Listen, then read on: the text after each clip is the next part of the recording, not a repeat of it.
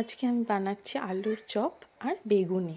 এখানে আমি কিছুটা 150 পরিমাণ বেসন নিয়েছি। এখানে আলুর মশলা করার জন্য আদা, টমেটো, জিরে, হলুদ, ধনে এগুলো সব গ্রেট করে রেখেছি। আর এখানে আলুটা সিদ্ধ করে রেখেছিলাম, ওটা আমি ভালো করে ম্যাশ করে নিলাম।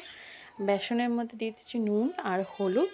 এবার এটাকে ভালো করে আমি গুঁড়ো মশলাটা মিশিয়ে নেব। নিয়ে অল্প অল্প করে জল দিয়ে আমি একটা স্মুথ ব্যাটার তৈরি করব। এখানে আমি দেখতে পাচ্ছেন অল্প অল্প করে জল দিয়ে আমি ব্যাটারটা তৈরি করেছি। ব্যাটারটা দেখুন। এবার ব্যাটারটার থিকনেসটা আমি আপনাদের দেখিয়ে দেবো তুলে। দেখতেই পাচ্ছেন থিকনেসটা। আমাদের ব্যাটার রেডি। আমি কিছুক্ষণের জন্য রেস্টে রেখে দেবো। একটু তেল আমি এর মধ্যে অ্যাড করে দিলাম যাতে এটা স্মুথ আসে, স্মুথনিং আসবে এর মধ্যে। এবার আমি কড়াইতে দিয়ে দিচ্ছি গোটা শুকনো লঙ্কা আর গোটা জিরে। এটা আমার আলুর পুরের মশলাটা কাজে লাগবে। ভালো করে একটু ড্রাই করে নেব, নিয়ে এটাকে আমি গুঁড়ো করে নেব।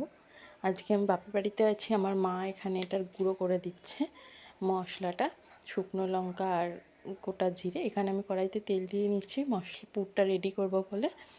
এখানে আমার গুঁড়ো মশলাটা হয়ে গেছে। আর এখানে আমি সেই মশলাটা আদা, টমেটো, হলুদ আর নুন আর ধনের গুঁড়ো দিয়েছি। জিরের গুঁড়োটা মিক্স করেছি আমি, কারণ আমি গোটা জিরেটা ব্যবহার করব বলে।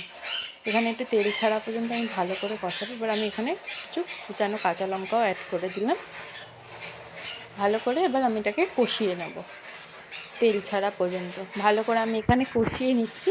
মানে আলুটা গ্রেট করা আলু আমি এর মধ্যে দিয়ে দিচ্ছি। গ্রেট করা আলুটাকে আমি ভালো করে মশলার সাথে মিশিয়ে নেব, যাতে খুব ভালো মতন হয়ে যায়। এই যে নরম ভাবটা আলু, সেটাকেও অনেকটা শুকনো করতে হবে, নয়তো চপটা ভেঙে যাবে। আমার এখানে ক্যামেরার প্রবলেম হচ্ছিলো, বাইরে বৃষ্টি হচ্ছিলো, আমি পরে করছিলাম, করতে করতে একটু প্রবলেম হয়ে গেছে ক্যামেরাটা। আর এখানে আমি তার মধ্যে আলুর থিকনেসটাও আপনাদের দেখিয়ে দিচ্ছি আস্তে আস্তে। এবার একটু নুন অ্যাড করছি। নুন অল্প দিয়ে সেদ্ধ করেছিলাম, এই জন্য আর একটু অল্প অ্যাড করলাম। আর এখানে ভাজা মশলাটা আমি অ্যাড করে দিচ্ছি। দেখুন অনেক শুকিয়ে গেছে আলুটা। ভালো করে এটাকে নাড়তে হবে, আলুটাকে ভালো করে আলুটাকে নেড়ে নিচ্ছি। এখানে হয়ে গেছে পুরটা। এবার আমি এখানে রেডি করে দিচ্ছি। আলুটা আমাদের রেডি হয়ে গেছে। এবার আমি অল্প অল্প করে ছোটো করে গোল করে নিয়েছি।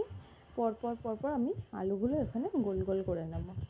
নিয়ে আমি এখানে দেখিয়ে দেবো কীভাবে আপনারা চপটা রেডি করতে পারবেন। একটা প্লাস্টিক নেবেন, পরিষ্কার করে নেবেন, তেল দেবেন অল্প করে, দিয়ে আলুটাকে তার উপর দিয়ে আবার উল্টো পিঠটা উল্টে দিয়ে মাঝখানে দিচ্ছেন, উল্টো পিঠ উল্টে দেবেন, দিয়ে একটা মোটা করে একটা আলু এটা গোল করে নেবেন। আবার এরকম সেমভাবে আমি দেখিয়ে দিচ্ছি, এরমভাবেই আপনারা আলুর চপটা রেডি করবেন। এখানে আমি একটা করে রাখছি। এবার আমার তেল গরম হয়ে গেছে। এখানে আমি ফার্স্টেই বেগুনিটা আমি ভাজাটা দেখিয়ে দিচ্ছি। এটা দেখুন, বেগুনিটা আমি এখানটা একটা করে ছেড়ে দেব।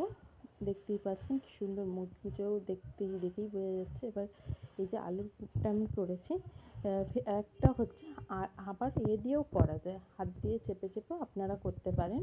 আমি ওই জন্য সেকেন্ড প্রসেসটাও দেখিয়ে দিলাম। এরমভাবে আমি আর একটা ছেড়েও দেখালাম, দেখতেই পেলেন। এবার আমি এটাকে তুলে নেব। পিঠ লাল লাল করে ভেজে নিয়েছি। এবার দেখুন বেগুনি আর আলুর চপে এবার সব করা হয়ে গেছে এরকম করে আমার। Thank you.